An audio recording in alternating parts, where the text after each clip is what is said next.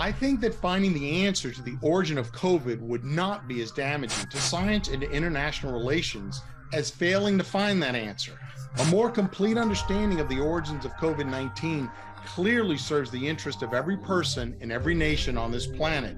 It will limit further recriminations and diminish the likelihood of conflict.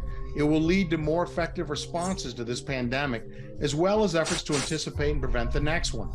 Thankfully, it seems more and more scientists are shifting their positions to agree that a laboratory leak hypothesis must be properly investigated at the very least to set a precedent. Despite representing a wide spectrum of opinions on the likelihood of a laboratory leak as the cause of the pandemic, many scientists have united to write open letters calling for a credible and rigorous investigation of both natural and lab-based origin hypotheses. Indeed, the growing calls for an investigation have stimulated renewed conversations around the types of pathogen research being conducted around the world and what scientists can do to make this research safer. How COVID will continue to evolve in terms of deadliness and transmissibility between humans and other animal hosts remains to be seen. But we do know one thing: the virus is here to stay, making any credible knowledge as to its origins all the more critical. Find out more on Emir Phillips' American Pragmatist. Ignoring all of the remedies, believing all of the rumors, with their endless database. I wanna sit with my enemies and say we should have done this sooner, while I look them in the face. Maybe that will crack the case.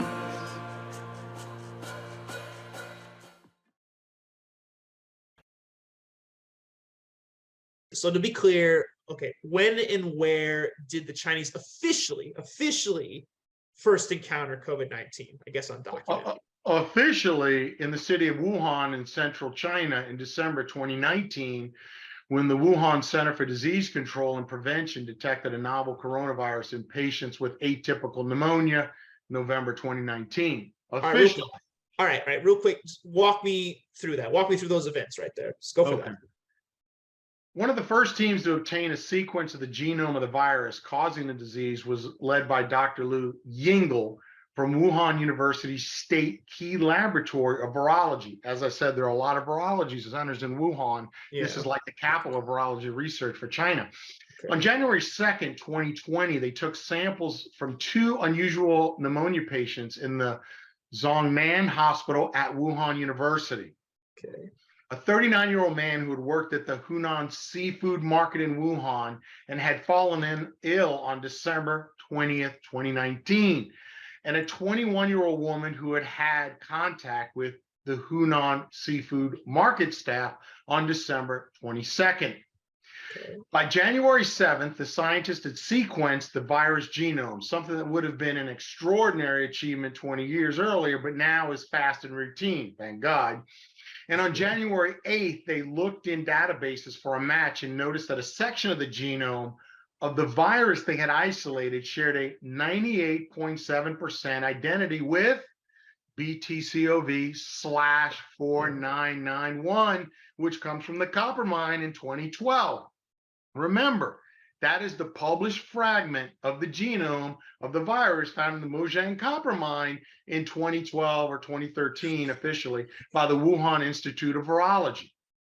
I mean, was any of this published in a reputable scientific journal somewhere? You know, like on January 8th, Chinese virologists had noticed that a section of COVID-19 genome, shared like damn near 99% identity with a genome from bats in that copper mine, back in the Yunnan province, way back in 2012. Yeah, go for it. Yeah, Dr.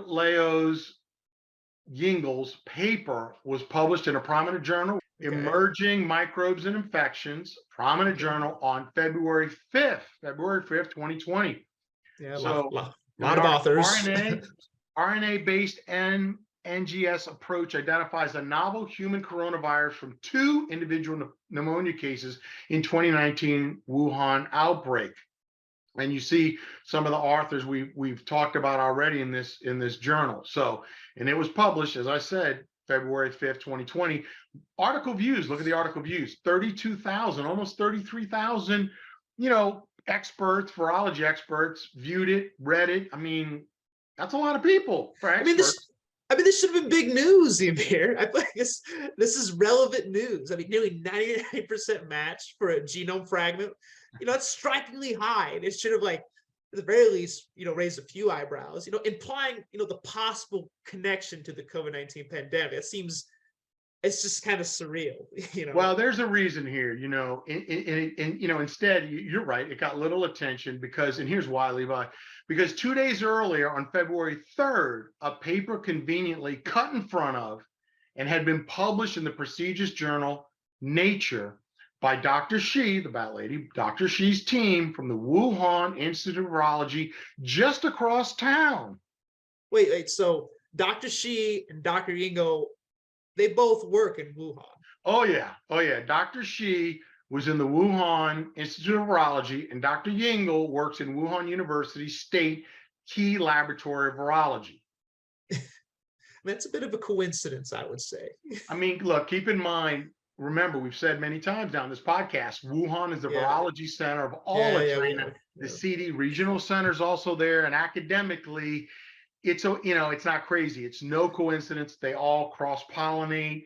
We do it too. Look at Silicon Valley. We cross-pollinate on, AI over there. Yeah. So keep in mind that the CDC in Wuhan is affiliated, though, with the People's Liberation Army of China. The CDC in Wuhan is a more clear connection to the Liberation Army of China, is less independent than the Wuhan Institute of Virology, at least facially, institutionally. And so the viewers need to keep in mind that the CDC in Wuhan is intimately connected with the People's Liberation Army of China. Okay. It brings up the specter of bioweaponization right across the street, not too far away from the Wuhan Institute of Virology. Yeah, okay. So, like, I guess going back to Dr. Shi's article, then, that cut in front of Dr. Yingle's article, go back to that real quick. So, like, all right. In that paper, Dr. Shi and her colleagues had also reported assembling a full genome sequence of the new virus.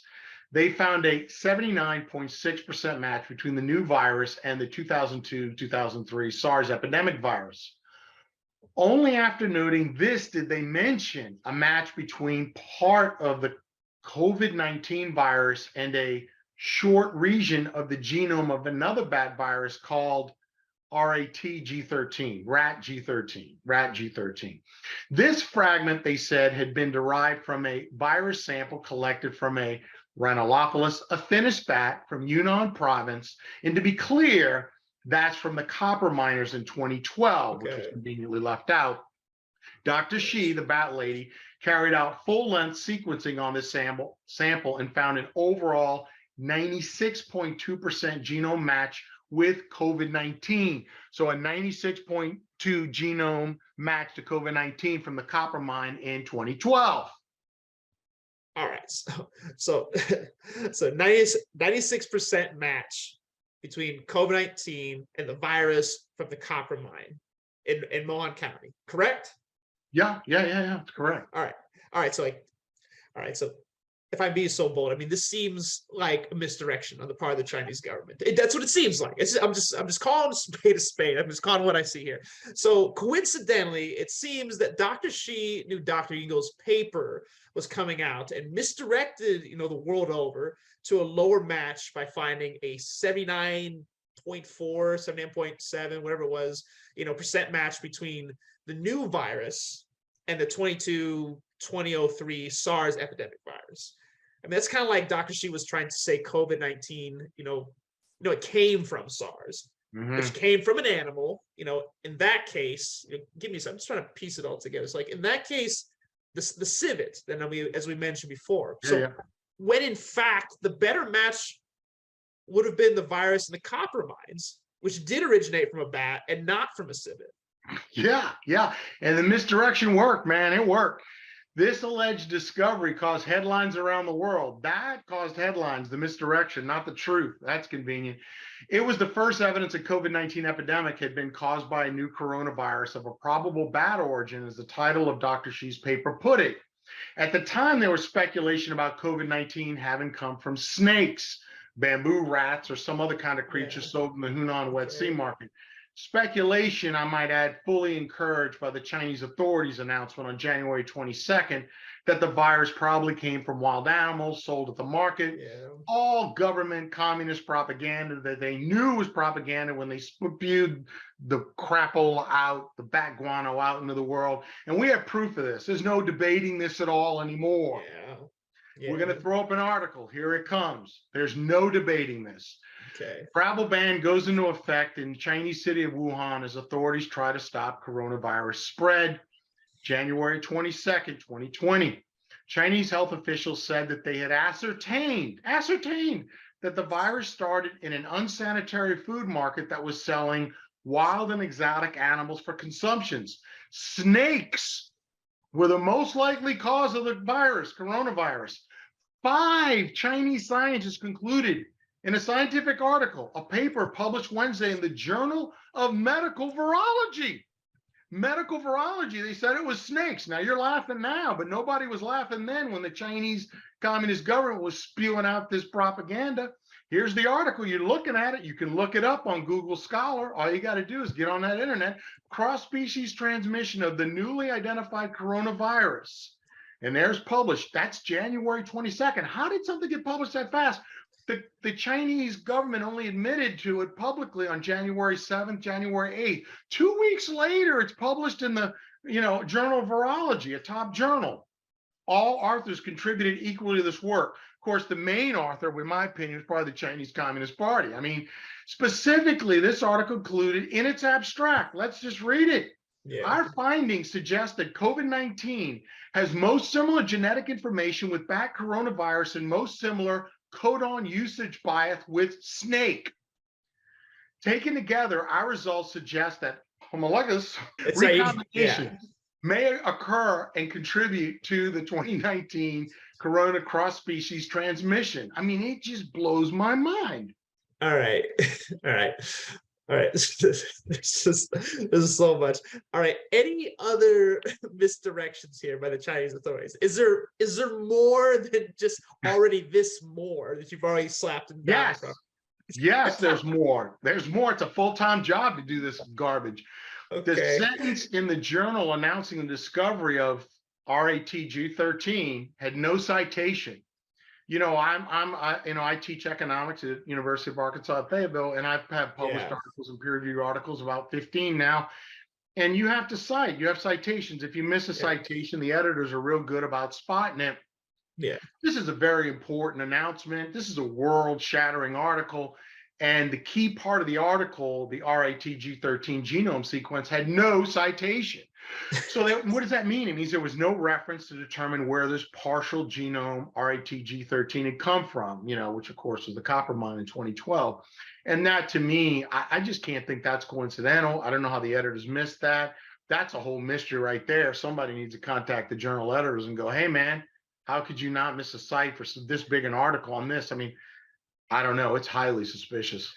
Yeah, in a scientific journal, that seems intentional. But nevertheless, looking past that for a second, we know now that this partial genome, RATG13, however you want to say it, it came from a copper mine in 2012 from the Muzhang mine. It came from there. And the emission, Levi, whether intentional or not, made it even more impossible to connect the dots from COVID-19, the Muzhang copper mine in Yunnan province in 2012. And that's the real crime here. And the coincidences, my friend, keep piling up here to where you can only think intentionality, at least after the fact, by the Chinese government and a lot of scientists working in cahoots with them. That's my opinion so far. I mean, and I think the evidence is leading that way.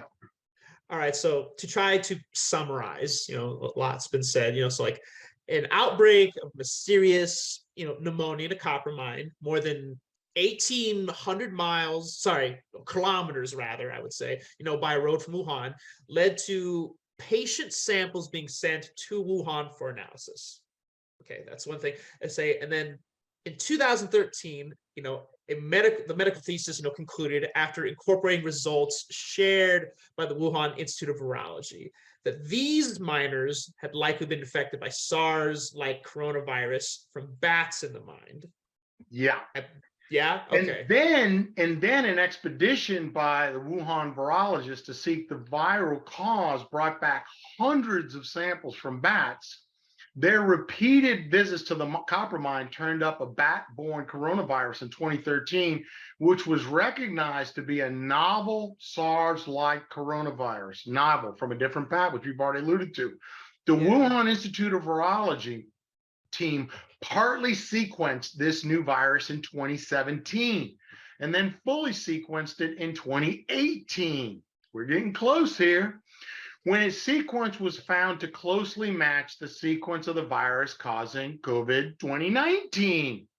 The Wuhan scientists published it under a new name and failed to cite their own paper detailing its discovery or to reveal that they had been studying the virus over the past few years, or to mention that it had come from a copper mine where there had been a fatal outbreak of pneumonia where the oldest 4 out of 6 victims who caught the virus died when the virus didn't work well to antifungals and antibiotics. Jeez. All right. It's just a lot for my brain to wrap around, right there. But okay then. Okay. So going forward then, it's like, was there any response from the scientific community to Dr. Xi's, February paper from way back when? Eventually, on November 17th, 2020, Nature published an addendum to Dr. Xi, the Bat Lady's February paper. Okay. The addendum acknowledged the existence of the Komin medical thesis, finally, and it confirmed the story about the Mojang copper mine and the testing of the miners' samples at the Wuhan Institute of Virology. And the new name assigned to the sequence from the 4991 sample and the sequencing of its full genome by 2018 rather than 2020. We have it up on screen, and I quote, addendum, a pneumonia outbreak associated with the new coronavirus of probable bat origin. So, a little late in the game, but better late than never, I guess. Yeah, so small, just a little footnote, just added in. All right, so I guess, while the journal Nature, the journal Nature, name Nature, addendum, it's great, it's fine, it's awesome, whatever. My timeline tells me that it had taken, 9 months for the Wuhan Institute of Virology, those scientists there, they come clean about the scintillating history of the RATG13. So many names and numbers here. But anyways, the RATG13, the partial genome of what is, in all probability, COVID-19. That's from the Mojang copper mine 2012. And during that interim, Levi, Dr. Segreto, Dr. Rahalkar, the Seeker, and other unnamed internet sleuths had been correct about these points for quite some time now, to their credit. They had been dismissed as conspiracy right-wing theorists at the time and derided by prominent virologists, and that's why they remained unnamed. They were scared, although they did speak through Twitter, so to their credit. Yeah, and I remember we were talking a little bit about this before the podcast, but you said the addendum revealed 2 further, startling, pieces of information. So what were those? Yeah, you're right. Not only were the samples from the 4 sick miners tested at the time of the viruses, but they were retested after COVID-19 pandemic began. In other words, the samples from the patients had been stored at the Wuhan Institute of Virology throughout the intervening period. Yet these hypercritical samples had not been shared with independent research groups outside of China for verification. I mean, that had to be willful, I'd imagine. I mean, come on. I would think so. And I'm being polite. And the second revelation from when we talked over breakfast from the addendum was that far from turning up just one SARS-like bat-borne virus in their expeditions to the Mojang mine, the Wuhan Institute of Virology team had in fact found at least 9, And I now quote from the journal's Nature's addendum, the addendum they did. I quote, Yeah. between 2012 and 2015, our group sampled bats once or twice a year in this cave and collected a total of 1,322 samples. From these samples, we detected 293 highly diverse coronaviruses, of which 284 were designated alpha coronaviruses and 9 were designated beta coronaviruses on the basis of partial RDRP sequences. All of the 9 beta coronaviruses are SARS-CoVs, end quote. The Wuhan Institute of Virology did not disclose more information about these other 8 SARS-CoVs. That's unbelievable. I mean, like, it seems, without a question that the mine in the Muzhong County, it remains to this day one of the closest clues yet found to the origin of the COVID-19 pandemic. At least that's what I'm getting from like everything that's being thrown at me right now. Yeah, it's right. I mean, it is the place where the virus most likely co-matching COVID-19 was found, period. Yeah, a virus that we now know for a fact was extensively studied in the Wuhan laboratory before the detection of the COVID-19 outbreak, if I have the timeline right. You do, and it gets worse for the Wuhan Institute of Virology. 4 months after the Nature addendum, the Wuhan Institute of Virology appeared to revise its stories. It told members of the WHO-China Global Study of Origins of COVID-19, and I'm now quoting, quote, the reported illnesses associated with the miners, according to the Wuhan Institute of Virology experts, were more likely explained by fungal infections acquired when removing a thick layer of guano, end quote. Yeah, guano, like bat poop, essentially. Yeah, that's right. Yeah, yeah. So like, yeah. So how could the Wuhan Institute of Virology, be so specific, so confident, and now proven so wrong? Yet again, it seems like the authorities, and specifically the the Wuhan Institute of Virology, they're misleading the world here. That's what it really feels like to me. It's no, that's not just what it feels like to me. It's what I see. To correct myself. Yeah. So I guess then from there, I gotta ask, like, what do you think actually happened? Like, how did this actually play out? I None of mean, this cloak and dagger stuff. with all the obfuscation of the Chinese government, it's hard to know for sure. And there's still too much uncertainty and too much that is concealed by the government of the Wuhan Institute of Virology. In this podcast, we've tried to lay out the evidence and follow it wherever it leads, but it has not led us to a definitive conclusion.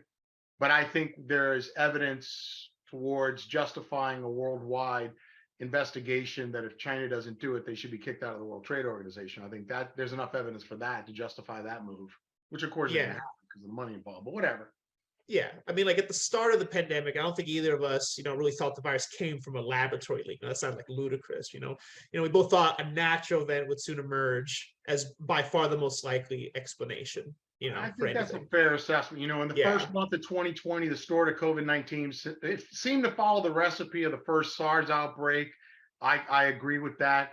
Where a chain of infections, from animals to people quickly became apparent. However, I now think it's very highly probable that the pandemic did result from the work of scientists, either when collecting samples in the field with the multiple expeditions for the Wuhan Institute of Virology and other virology centers going down to the copper mine, or when working with those samples in a laboratory, most probably the Wuhan Institute of Virology. But as we've seen, Wuhan is the virology center of China, and so it could have been any number of virology labs in Wuhan, although the probable one, the one I'd bet my money on clearly is the Wuhan Institute of Virology. Yeah, it seems pretty clear now that a lab leak hypothesis, it should have been transformed from the conspiracy theory to quite a plausible hypothesis, worthy of some credible investigation, worldwide, with the obstruction by the Chinese authorities. It seems like that jump should have been made sooner. Right-wing conspiracy theories. It's always right-wing. So it's right-wing conspiracy theories by the global community. But for sure, the world deserves to know the truth here. And, there's push now to a certain degree towards the view you've just cited. Yeah. In furtherance of that view, on August 27, 2021, the U.S. government's intelligence agencies finally published a brief declassified summary of the results of their inquiry into the origin of COVID-19. The agencies were agreed that the virus was not a bioweapon, and they thought with low confidence that it was probably not the product of genetic engineering. They also thought that Chinese officials had no foreknowledge of the pandemic, but complained that China continues to hinder the global investigation, resists sharing information, and blames other countries. Although they didn't say we should start pushing for an investigation, they conveniently left that out. Beyond that, they could not reach agreement. Tellingly, one agency did reach a conclusion with moderate confidence and said that the first infection came about as a result of a laboratory associated incident, probably involving experimentation, animal handling, or sampling by the Wuhan Institute of Virology. So that's something. So then I guess asking you, like, what is your assessment of this finding by our intelligence agencies? Like, what do you think about all this? To quote Shakespeare, much to do about nothing. My view of that inquiry was that it solved nothing, added little, but it did reinforce the need to take both natural and lab origin hypothesis theory seriously, and to globally demand an investigation, investigate both theories fairly and properly, and to act as if both could happen again. Wait, now hold on, wait. A year ago, it would have been, a cataclysmic news that the U.S. government thought that there was a fairly high level playing field between natural spillover and a laboratory leak.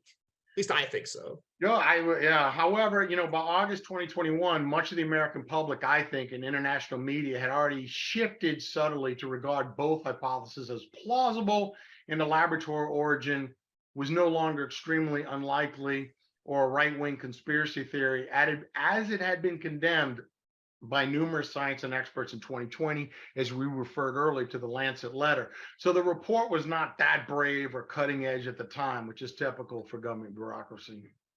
All right, fair rebuttal, but for the first year of the pandemic, as the death toll, just kept going up. It just kept climbing. It seemed like every day it was just getting worse. The debate about the origin of the virus, it stayed on a single track from what I saw.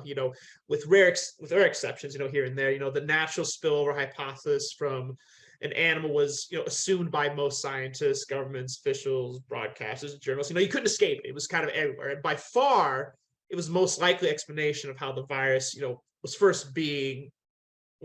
first infected by a human being, not an animal. That's just what I saw, day in and day out. Yeah. Taking their cue from Dr. Peter Daszak's Lancet letter, which we referred to in February 2020, and Dr. Christian Anderson's Nature Medicine article in March that year, many public figures of influence, in the West assumed that the idea of a laboratory leak was a fantasy of a few far-right politicians. In the article, in its insert, and we're going to quote it here, abstract specifically stated, our analyses clearly show that SARS-CoV-2, COVID-19, is not a laboratory construct or a purposefully manipulated virus. In other words, did not involve gain of function research. So let's look at this article site for a moment. The proximal origin of COVID-19. There's your author, Christian Anderson. And look at the accesses. 5.73 million accesses, 2,640 citations. So you tell people when they want to hear, boy, they'll cite you. So, at this point in time, to have that many citations on that article, that's ominous. That's ominous. It doesn't seem like science is being too objective or clear-minded here. And that's Christian Anderson, and I don't give much credence to this article in Nature Medicine. So that's a scientific journal, accessed by millions, cited by thousands. So yeah, it seems like the Chinese sources were even more emphatic. Look, though, the difference is I don't expect the truth from a communist government. Do you? This is Chernobyl all over again. The same kind of garbage. Guano on top of misdirection on top of more guano. So no. Yeah, but to be fair, it was just the communists, but also our most trusted in the scientific establishment. They were the ones who reported, they told journalists that the laboratory leak hypothesis was a conspiracy theory from the right. Just to give a small anecdote, I remember Jon Stewart, who was very left wing, he came out in a very comedic way, said this very thing that we're saying right now. But even then there was talk of oh, he's being red pilled a little bit, leaning right, becoming that. So it's just, I can see why this all developed. I mean, that's a good argument. I concede that, few reporters or comedians like Stewart or politicians know enough biology to come to a different conclusion, and most are content to take it on trust because we're not scientists, and that's a fair shot, because if to do otherwise would be a huge concession to politicians like President Trump, who had a very different view, and you don't want to be associated with him, even though he was right in this regard. So, yeah, I mean, I assume that science journalists, unlike political or business journalists, are generally not in the habit of challenging their own sources. no, but show them no mercy. The uncomfortable gaps in their story were growing wider by the hour, not narrower. So you might show mercy for the first few months, Levi, but we're talking over a 2.5 year period, man. Come on. For anybody following closely, the anomalies were piling up, as was the evidence that quite a lot of information was being held back by communist China, and the reporters were not condemning communist China quick enough and hard enough. Now our scientific community, our global elite, failed us miserably, immorally, unethically at a global level. They were not rational or dogged in the pursuit of truth. They were more akin to cowardly bureaucrats mired in groupthink. They should have 1984 tattooed on all their foreheads and be ashamed of themselves in this life and the next. Well, I mean, no one can deny that few, if any, laboratory leak stories, broke through into the mainstream media, which showed magnificent curiosity, from what I can tell, with some notable exceptions. I mean, within the World Health Organizations and its advisors, only a few publicly expressed skepticism. And Jamie Metz of the World Health, to give Jamie credit, the World Health Organization expressed skepticism. But go ahead, Levi, go. Okay. So sorry, of course, Jamie. But I was going to also mention like Yuri Dagin's essay. Yeah, his essay. In the Medium. Yeah, in April 2020. It was called Lab-Made SARS-CoV-2 Genealogy Through the Lens of Gain-of-Function Research. This caught the attention of plenty of online readers, but was just kind of ignored, just kind of shoved aside. Yeah, that was an awesome essay, and it should not have been ignored at all. And it was kind of wrong that it was so ignored. But also there's Milton Lightenberg's essay in June 2020 in the Bulletin of Atomic Scientists. Did SARS-CoV-2 virus arise from a bat coronavirus research program in a Chinese laboratory? Very possibly. Had limited impact. Rowan Jacobson's profile of Alina Chan in Boston Magazine in September 2020. Could COVID-19 have escaped from a lab? Few follow-ups. Nicholson Baker's long essay in New York Magazine in January 2021, the lab leak hypothesis, made a few waves, and that's about it. So I'm sure I'm not catching everybody who went against the wave here. These are some really credible, notable people that deserve kudos. But by and large, the media was overall institutionally, qualitatively, and systemically cowardly and pathetic.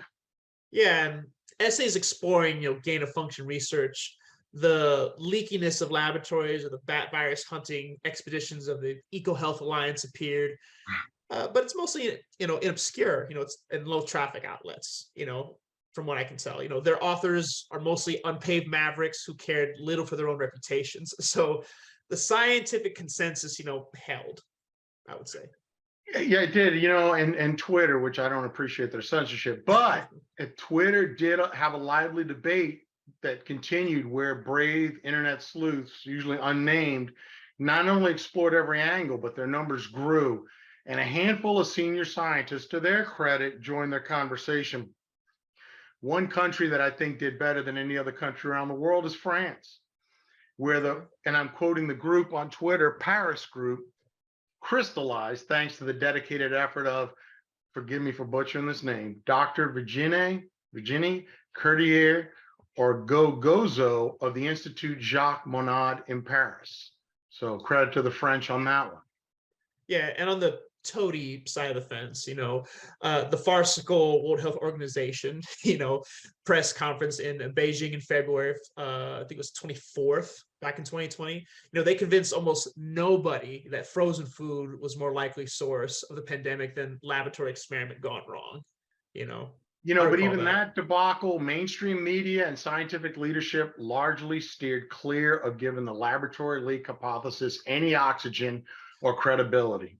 But I mean, I got to know, because you would know this probably more than me. You had done much more research. Like, why did this happen? Part of the problem was the confusion of two different hypotheses, that the virus was deliberately engineered as a bioweapon or vaccine, or that it was a natural, or at least mostly natural virus that accidentally escaped by infecting somebody during field work or an experiment. Neither Dr.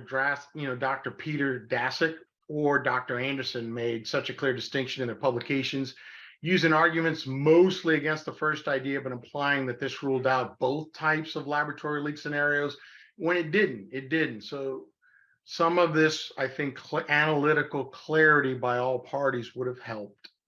Yeah, that is certainly the way many journalists, read them.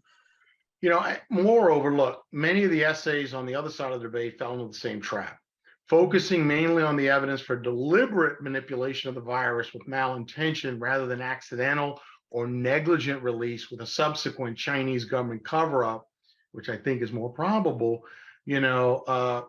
I think that was an issue. A document I found quite revealing was, Stephen Quay's lengthy manuscript on Zenodo in January 2021, titled "A Bayesian Analysis," and I'm a big fan of Bayesian analysis, concludes beyond a reasonable doubt that SARS-CoV-2, COVID-19, is not a natural zoonosis, but instead is laboratory derived, which suggested a vaccine trial, gain of function research that went wrong. I guess, was the slowness in publishing, these cutting edge views in scientific journals based on anything credible?